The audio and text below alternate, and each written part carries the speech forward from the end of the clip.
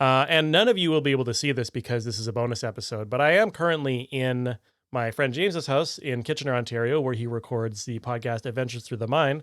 And it is quite a cool setup. So if I sound way better and I have like just way better energy radiating off of me, that's why. And as Tenor was alluding to before we started recording, there's also like a really cool bookshelf behind me with all these smart person books and shit.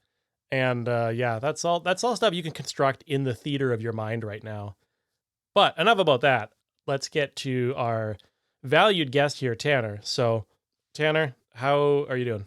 I am doing pretty well. We just recorded a big episode yesterday, and I've been editing that today a bit. It's been a lazy week for me because I had essentially the whole week off for Thanksgiving with no classes. There was some days where I technically was working, but not really. I was sitting at a computer at work. You know how it is. Yeah.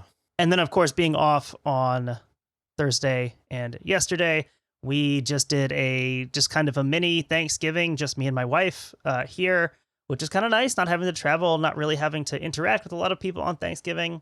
So that was nice. Yeah, Thanksgiving is always a weird thing to discuss with Americans because you guys are always chronically behind schedule. Like you always are about 6 weeks late to actually get around to organizing your Thanksgivings. I've never understood that.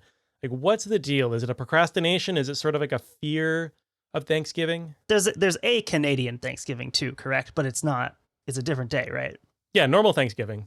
Normal Thanksgiving. Yeah, it's the Monday in October that I definitely remember which one. What does your Thanksgiving celebrate? What are you giving thanks for? Well, because of the different seasons, relatively speaking, at different latitudes, what that means is that in a practical sense, in Canada, the settlers had to do their like stealing of land and genocide much earlier in the Mhm. year.